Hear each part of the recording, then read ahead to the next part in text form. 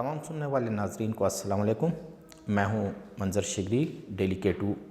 اردو سے۔ ناظرین، گلگت بلتستان کی بدلتی صورتحال کے حوالے سے چونکہ لوگوں کے اندر ایک بڑا کنفیوژن پایا جاتا ہے کہ اسپیکر کا استعفیٰ جو ہے امجد زیدی کا وہ گورنر کو پہنچ گیا ہے، اور گورنر ہاؤس میں پہنچنے کے بعد اب تک وہ ریٹرن اپروول نہیں ہوا۔ گورنر نے کسی ایک ڈیجیٹل سائٹ کو اپنے انٹرویو میں کہا کہ جب تک میں استعفیٰ منظور نہیں کرتا ہوں تو اسپیکر جو ہے وہ اپنی سیٹ پہ بیٹھ کے کام کر سکتا ہے۔ اب اصل میں ہم آج جو بات کرنا چاہتے ہیں کہ چونکہ کل جو اسمبلی کا اجلاس ہے 2 بجے، کل 5 جون کو 2 بجے جو اسمبلی کا اجلاس ہے اس کی صدارت کون کرے گا؟ قانون، رول آف بزنس جو گلگت بلتستان اسمبلی کے بنے ہوئے ہیں اس کے مطابق اس کی صدارت کون کرے گا؟ واضح طور پہ رول آف بزنس کے اندر ایک چیز لکھی ہوئی ہے، واضح طور پہ بتایا گیا ہے کہ رولز آف بزنس کے تحت جو ہے جب اسپیکر کے خلاف نو کانفیڈنس کی موشن جس ڈیٹ کو آتی ہے اس کے بعد اس کے اختیارات آٹومیٹکلی سیز ہو جاتے ہیں۔ چونکہ نو کانفیڈنس کی موشن جو ہے اسمبلی سیکریٹریٹ میں موجود ہے، اسمبلی سیکریٹریٹ سے جن 16 اراکین کے دستخط سے جو موشن گئی ہے وہ انہوں نے واپس نہیں لی ہے۔ اگر گورنر جو ہے وہ استعفیٰ منظور بھی نہیں کرتا ہے تو اس صورت میں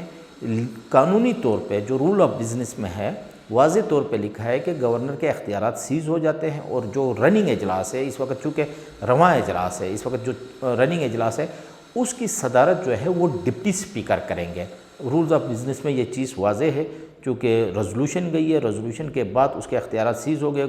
ڈپٹی اسپیکر جو ہے وہ اپنا جو ہے اختیار استعمال کرتے ہوئے وہ اسمبلی اجلاس کی صدارت کریں گے۔ مین وائل اگر کبھی ایسا بھی ہوتا ہے اسپیکر اور ڈپٹی اسپیکر دونوں کے خلاف عدم اطاعت کی موشن آتی ہے تو اس کے اندر جو ہے اس وقت پینل آف چیئرمین جو ہوتا ہے، پینل آف چیئرمین کے جو بھی ممبرز ہوتے ہیں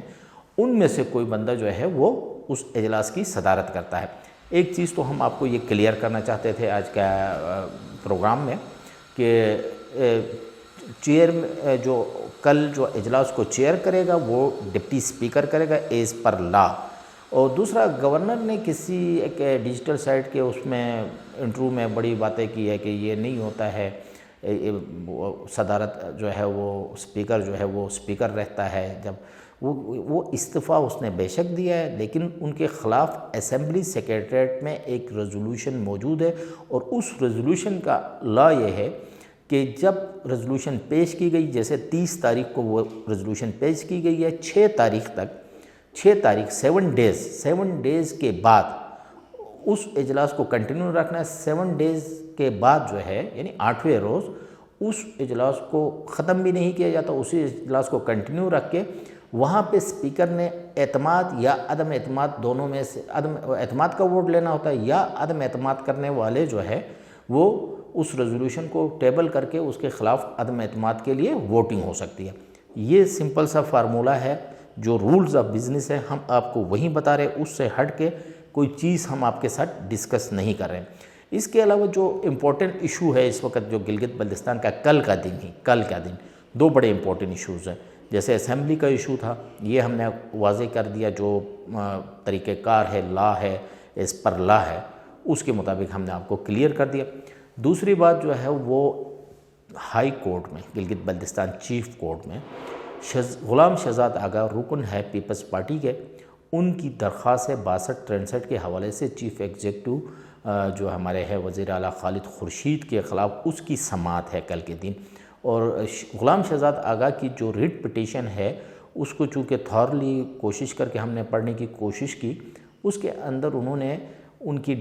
مبینہ جو ڈگری ہے اس کے جعلی ہونے اور اس پر جو ہے الزامات جو لگائے اس میں 62-63 کے تحت لگائے۔ تو اب چونکہ پچھلے جو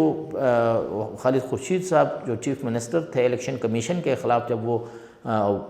عدالت میں گئے تھے تو عدالت نے جو ہے وہ خالد خورشید کی پٹیشن کو ایکسیپٹ کیا، اور انہوں نے کہا کہ یہ اختیار جو ہے وہ الیکشن کمیشن کو نہیں ہے۔ لیکن امپورٹنٹ جو پٹیشن ہے وہ ہے غلام شہزاد آغا کی، چونکہ اس نے ان کی ان ڈگریز کو چیلنج کیا ہے، اور اس نے کہا کہ ایک بڑے اہم عہدے پہ منصب پہ بیٹھ کے چیف ایگزیکٹو رہتے ہوئے اس نے جھوٹ بولا ہے، لہٰذا یہ 22